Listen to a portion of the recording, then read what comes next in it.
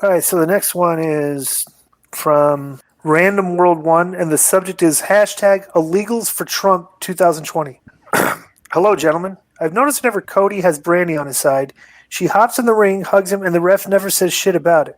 WWE refs, on the other hand, do not allow ringsiders to do this type of things. Just last Tuesday during AEW Dark, Brandy was on top of the ring for literally 12 seconds, and the ref just looks at her and says, Brandy, what are you doing?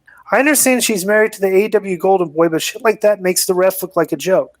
Do you guys believe AEW refs need to be stricter with ringside personnel and spectators? And did you guys hear the Pentagon release UFO footage April this year? Duh. Yes, we saw that.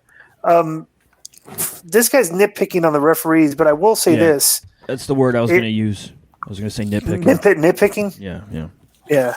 I will say this, though, is that, AEW's got a lot of indie talent.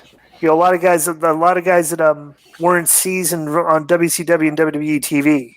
And the thing is, when you get a lot of, indie talent, they bring a lot of the indie details. Like the referees aren't, we had a pretty good universe in WCW. The referees stuck to the rules and stuff, they count and everything. When you're brought up in a professional atmosphere and taught that way, it's easy to follow. But a lot of indies, bro, these guys are doing shit on indie matches, and the referees are just kind of standing there they have no clue what to do, So I can see that as a problem. And let me tell you something else that I thought about. Remember, a couple of weeks ago, Joe, we were talking about that some people we thought Kenny Omega gave too much to some fucking job guy, remember? Right. Uh-huh. And then the other week somebody else did it. Two guys did it, right? Mm-hmm. And their whole thing was we're helping make these guys. And then, everybody on Twitter, they're trying to help them make them and all that. It's okay, first of all, where are these two guys? You didn't even sign them. So they're not even good enough to sign, but they're good enough for you to give them a fucking meaningful match because you want to show everybody that you're cool and you'll work with them. But, bro, the people that are watching on TV, they don't give a fuck about that. They're trying to see who stands out, and you're not standing out if you're making a normal guy that nobody's ever heard of and you're not even going to sign look almost like you're fucking, he's on par with you. You know what I'm saying? You go in there and you fucking wreck shop because these guys weren't even signed. They were putting them over we helped make them and okay, where are they? You didn't even sign them.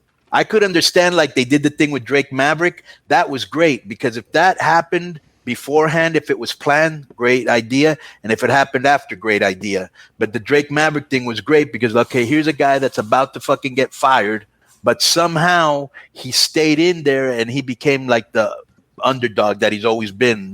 He's great at playing the underdog. So, you know what I'm saying? But you knew you were going to do something with Drake Maverick. These two guys that where are they? You never even brought them back. You know what I'm saying?